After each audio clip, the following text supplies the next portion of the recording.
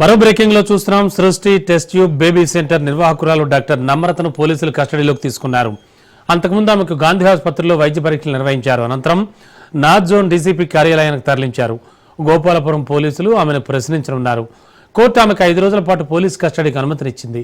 తాను ఎలాంటి తప్పు చేయలేదని డాక్టర్ నమ్రత అంటున్నారు. అజయ్ కల్లం ఆర్మీ వ్యక్తి తనపై తప్పుడు ఆరోపణలు చేయడంతో పోలీసులు కేసు నమోదు చేశారన్నారు. త్వరలోనే అన్ని విషయాలు వెల్లడిస్తానని చెప్పారు.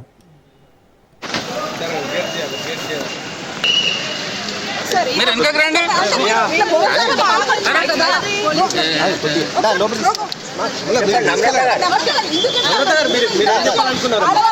మీరేం చెప్పాలనుకున్నారు?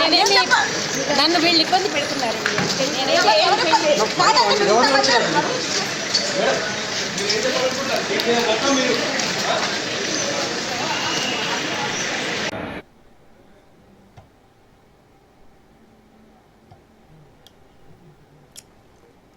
సృష్టి టెస్ట్ ట్యూబ్ బేబీ సెంటర్ నిర్వాహకురాలు డాక్టర్ నమ్రతను పోలీసులు కస్టడీలోకి తీసుకున్నారు. అంతకుముందు ఆమెకు గాంధీ ఆసుపత్రిలో వైద్య పరీక్షలు నిర్వహించారు. అనంతరం నార్త్ జోన్ డీసీపీ కార్యాలయానికి తరలించారు. గోపాలపురం పోలీసులు ఆమెను ప్రశ్నించనున్నారు.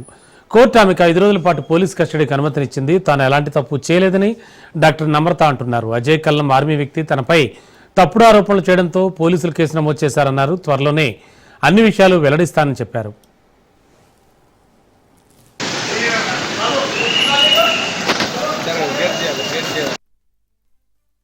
చెప్పండి. ఏం అవలేదండి. వాళ్ళు మీరు చేసిరు అంటున్నారు కదా. నేనేం చేయలేదండి. అసలు నేనేం చేయలే. నేను అసలు ఏం చేయలేదు. కాకపోతే వీళ్ళు ఏంటంటే పోలీసులే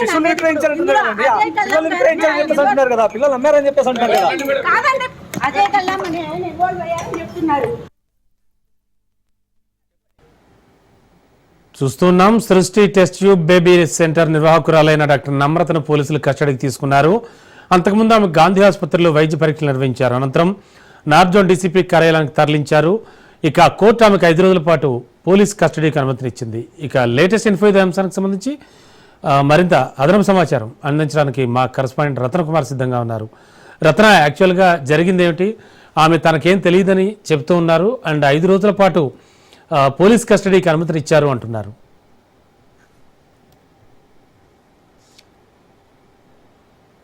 సృష్టి టెస్ట్ ట్యూబ్ బేబీ సెంటర్ కేసులో ప్రధాన నిందితురాలు సెంటర్ నిర్వాహకురాలు నమ్రతను ఇప్పటికే పోలీసులు కస్టడీ విచారణకు తీసుకోవడం జరిగింది. ఇవాళ ఉదయం చెంచలగూడ ఉమెన్స్ జైలు నుంచి ఆమెను కస్టడీకి తీసుకుని ఆ తర్వాత వైద్య పరీక్షలు నిర్వహించిన తర్వాత ప్రస్తుతం నార్త్ జోన్ డీసీపీ ప్రధాన కార్యాలయంలో ఉదయం నుంచి ఆమెను విచారిస్తూ ఉన్నారు. 12:30 నుంచి ఇప్పుడు దాదాపు 5 గంటలుగా నమ్రత కస్టడీ విచారణ అనేది కొనసాగుతోంది. ఈ కస్టడీ విచారణలో ఈ కేసుకు సంబంధించి అనేక కీలక విషయాలను నమ్రత నుంచి రాబట్టేటువంటి ప్రయత్నం చేస్తున్నారు పోలీసులు.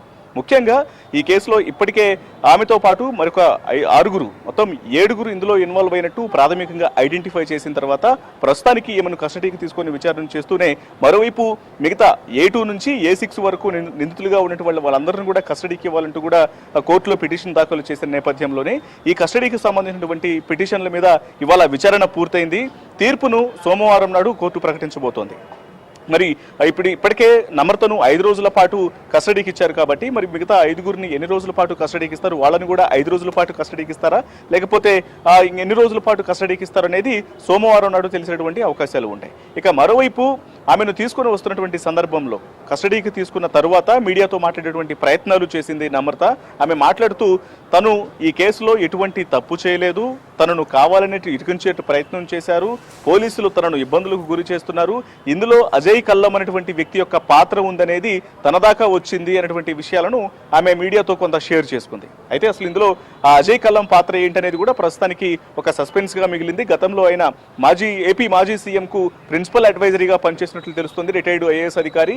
సో ఆయన యొక్క ఇన్వాల్వ్మెంట్ కు సంబంధించి అసలు ఇంతవరకు ఇందులో ఏముంది అనేది ప్రస్తుతానికి ఒక సస్పెన్స్ గా ఉంది. ఇక ఇదిలా ఉంటే చైల్డ్ ట్రాఫికింగ్ అనేది ఈ యొక్క కేసులో సృష్టి టెస్ట్ ట్యూబ్ బేబీ సెంటర్ కేసులో చాలా కీలకంగా ఉంది కాబట్టి ఆ రకమైనటువంటి ఇన్ఫర్మేషన్ను ఆమె నుంచి రాబట్టేటువంటి ప్రయత్నాలు చేస్తున్నారు. ఎందుకంటే ఒకవైపున IVF ట్రీట్మెంట్ అని చెప్పి ఆ తర్వాత సరోగసీ ట్రీట్మెంట్ అని చెప్పి ఎవరైతే పిల్లలు లేనటువంటి భార్యాభర్తలు వచ్చి ట్రీట్మెంట్ కోసం వస్తుంటారో వాళ్ళ దగ్గర నుంచి 30 లక్షల రూపాయలను వసూలు చేసి వాళ్లకు మోసం చేస్తూ రూరల్ ఏరియాలలో ఉన్నటువంటి పేద గర్భిణులను టార్గెట్ చేసి వాళ్ళు ప్రెగ్నెంట్ అవ్వగానే వాళ్ళకు ఒక 80,000 రూపాయలు 90,000 రూపాయలను ముట్ట చెప్పి అక్కడ డెలివరీ అయిన తర్వాత అదే డేట్లను ఇక్కడ భార్యాభర్తలకు సేమ్ అదే డేట్లు కూడా మీకు కూడా సరోగసి ద్వారా బేబీ అప్పుడే జన్మిస్తుంది అనేటువంటి విషయాలను తెలియజేసి అక్కడ డెలివరీ అవ్వగానే ఆ పిల్లలను తీసుకొచ్చి ట్రీట్మెంట్లో భాగంగా ఇక్కడ పిల్లలు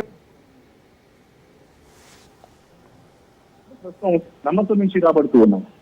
ఇక మరోవైపు 2021లోనే ఆమె యొక్క ఏదైతే సర్టిఫికేషన్ అంటే లైసెన్స్లకు సంబంధించి పూర్తిగా అక్కడికి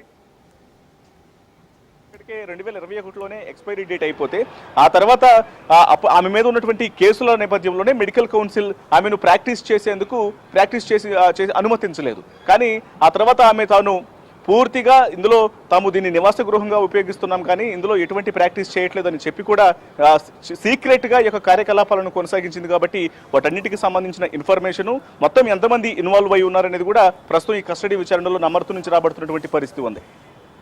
ఓకే, థ్యాంక్ యూ